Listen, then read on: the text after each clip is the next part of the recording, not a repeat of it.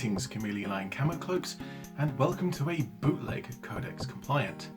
I'm not much of a wargaming historian, but I was there 3,000 years ago when the Deep Magic was written. The Deep Magic in this case is White Dwarf 269, and the only official army list that the Tanith first and only ever got. I say army list because it's a long way short of a full codex, but Snipe and Wib, who I'm stealing this video format from, have also done chapter approved entries, so I'm sure it's fine. But before I get into the meat and tatties of the Gaunt's Ghost article, there's a whole time capsule here that we can quickly have a look at and see what things were like back in 2002. Right up front is an Index Astartes article about the Rhino, which at this point would have been the brand new kit. That is still the current version as of recording for the firstborn Rhino to this day. It's so new when this magazine was printed that the army showcase on the following pages showing Matt Hudson's Black Templars only includes one of the new type Rhino and 4 of the old Rhino hulls in various configurations. And it even includes a quick painting guide for how to freehand the Black Templars icon, which is pretty neat. There's a funny little short story about Skaven, which obviously I'm far too professional to have any fun with reading and putting on the funny Skaven voices. Good, good. Today I try something new. Hear me, does it, Quitch? Quitch bobbed his head eagerly. Yes, master. Today I switch its legs, and arms, and head, and tail, and give it metal spikes. Yes, lots of spikes. A sudden grin touched Throt's lips. Yes, a brain switch. There's some other lore sections about the Dolgan invasion, Lord of the Rings, as well as battle reports from the best game Games Workshop ever made, Battlefleet Gothic, and one of the worst, Inquisitor. Although, as much as the Inquisitor game wasn't very much fun at all, the models were excellent, and as are the conversions shown. Given the increase in display painters and kind of painter collectors in the hobby, Games Workshop should probably bring back these 54mm models, even without a game to go with them. And I should also probably clean up my old models. My modelling and painting skills have massively improved since the early 2000s. But that's enough of the tangent. Let's have a look at the Gaunt's Ghost article. You know, the point of this video. It begins with an extract from the Guns of Tanith, the 5th novel in the Gaunt's Ghost series, following the regiment immediately after the drop on Pantine. Pantomime. The prose begins with Gaunt organising his units with Beltane on Vox, but most of the focus is on Rawn's mob, getting stuck in and clearing out city streets. There's a few characters mentioned and everyone gets their shot. Literally. It's a gunfight. It's quite the perfect snapshot of both the ghosts as a whole and Abnett's writing style. Flame Trooper Nexon then finds that the enemy forces, a Chaos cultist unit called the Blood Pact, have been setting up void shields in doorways and windows. And to find out why, well, you'll just have to go and read the book. This is only a 4-page extract from the novel, after all. It is a fun little sequence, and Rawn gets centre stage for much of it, which is somewhat odd as he doesn't get rules in the following pages. Speaking of the following pages, we hit the main article itself, written by Phil Kelly and curated by Andy Chambers, and according to this picture, Chambers is quite pleased with how it came out. As chapter approved is focused on adding ancillary rules to 40k over time, the ghosts are well suited to be featured here, until Games Workshop get around to releasing the full codex that the Tanith deserve. Yeah, we are still waiting for that. After a decent description for those who don't know the ghosts, there's also a pretty sensible rules box here about how to field Tanith models on the tabletop from a conceptual point of view. It mentions that the Tanith are light infantry, so pairing them with another regiment that can provide armour support is quite sensible. Yes, I'm taking notes for the fan codex, it's fine. Particularly, I love the way that this is written in a friendly and conversational style that exists when a game is made to be fun to play, as opposed to modern 40k, which is written for lawyers. It lays out that you can only take Tanith units from this list if you first take Colonel Commissar Gaunt as a headquarters choice, and that you'll need the Imperial Guard and Catechin codices to make use of these rules. The Army Special Rules includes the Cloak plus 120 cover save, which is usually not something that can be modified in 3rd edition. Absolute Direction means they can re-roll reserve rolls, and most importantly, the Tanith War Knife. And reading between the lines here, you can see that the intention is to say, hey look, we know you like straight silver and all, but it's, you know, a knife. Good to have, but it's not going to change a battle compared to other big knives that the Imperial Guard use. But it does count as a trademark item, giving officers and veteran sergeants re-rolls to leadership tests for no points cost. Turning the page, we get to the units that can be taken, starting with the HQ section, solely filled with a note that says the HQ section is elsewhere. I can't help but think that that is a phenomenal waste of ink. The elites then kick off with the Tanith Master Snipers, who all have the standard sniper rifle of the day, which always moves on a 4+, no matter the target's toughness. The interesting part for these is that they are set up separately. 3 models per elite choice in different parts of the board. Another rule here is that they can be removed from the table if they're at risk, and they don't count as casualties if you do, but they cannot reappear during the rest of the game. Tanith Hardened Veterans are mostly the same as the Codex entry for Imperial Guard Hardened Veterans, but with added battle honours from the rulebook.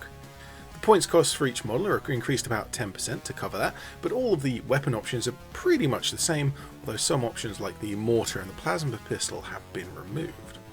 We also have the Tanith Infantry Platoon, again slightly changed version of the Imperial Guard Infantry Platoon.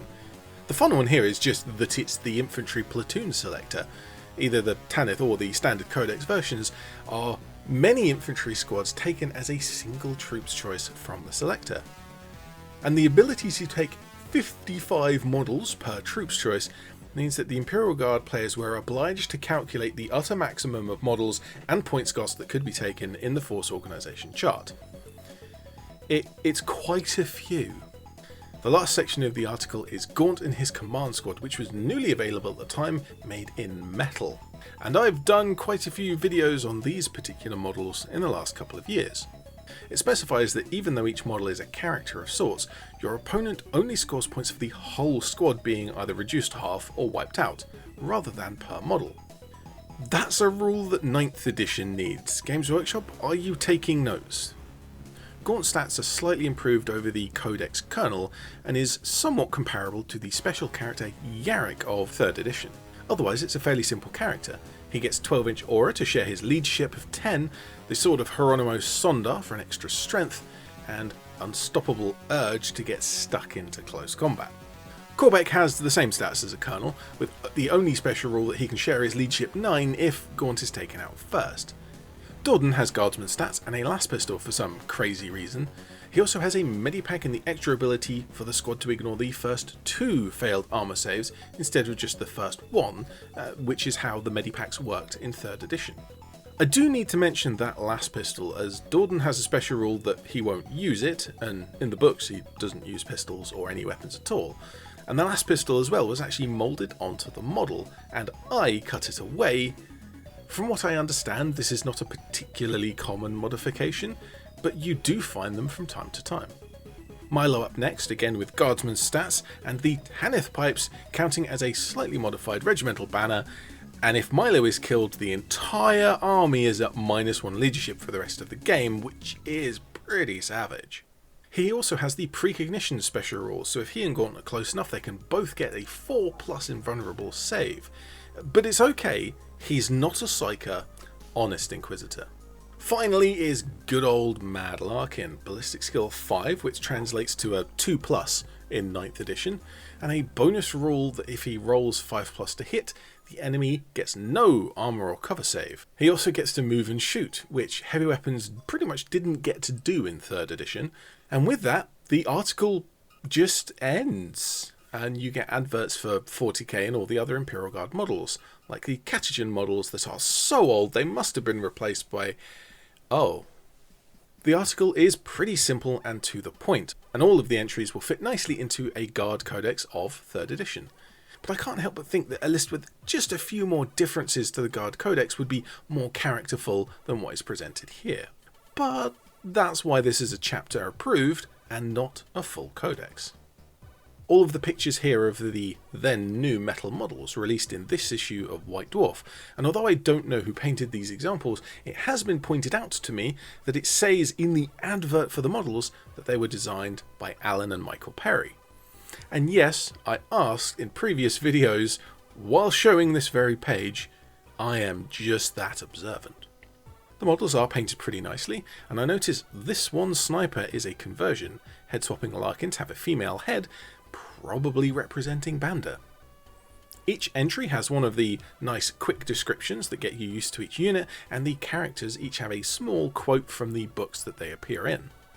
This larger picture recreates the ambushing an ambush in Ghostmaker, the second book, and I really need to repair my basilisk so I can do the same thing.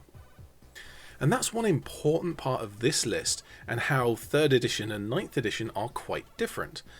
There is no Tanith faction keyword, so you can happily mix Tanith models with other regiments, making it quite easy to bring some tanks, some stormtroopers, some ogrins, and then to have the Tanith as your infantry portion. 3rd edition was a simpler, easier to follow, and far better balanced time, and so this army would probably do quite well. And you know, I just noticed something else here. There is a footnote in the middle of the article about characters they had cut for space being on the website, mentioning Rawn and Bragg. Well, thankfully, Jameis Broad, who is in the process of writing the 9th edition fan codex for the Tanith, managed to dig out these entries from the archives of the old internet. Bragg has a ballistic skill of 2, meaning 5+ in dice roll terms, and carries a heavy bolter. Rawn has the same stats as Corbeck, however tube charges counting as demolition charges rather than melter bombs, and a special rule that means he might stab Gaunt if he sees the opportunity. There's also, just off the bottom of this image, McCall, which we couldn't find the website version, but someone printed it out and we have this photograph. And this is only after 20 years and it's in this condition, and you wonder why the Abnett can't create toasters again after 10,000 years. But McCall has some of the best scout rules that 3rd edition has to offer. Unfortunately, tabletop gaming very rarely does scouting in any form, and so it's basically forward deployment, countering an ambush and booby traps, and taking out sentries for those few missions that do use those rules. With this slightly modified Imperial Guard army list from 3rd edition, and then the new 9th edition kind of single squad rules that we got for the plastic set, it seems like the Tanith will always be a footnote in tabletop terms. Which surprised me as odd, as the Gaunt series is supposedly the 3rd best-selling series in Black Library history, behind the unlikely dwarf-elf duo and the entire history of the Beakies. So it seems like it's up to us, the fans, to write, again, our own codex. That somehow manages to balance an infantry-only human force against the ever-growing rules bloat, codex creep, and, oh really, you brought a knight? And we are working on a Tanith fan codex for 9th edition. So if you follow some of the various videos that I've made, I have made quite a few of them by now, you will see that there is quite some work going into a Tanith fan codex for 9th edition 40k. And of course I've done other videos like making and painting Tanith models and all sorts of other stuff as well. But I want to say thank you very much to everyone for watching along, and thank you to Snipe and Wib for not sending me that cease and desist they promised.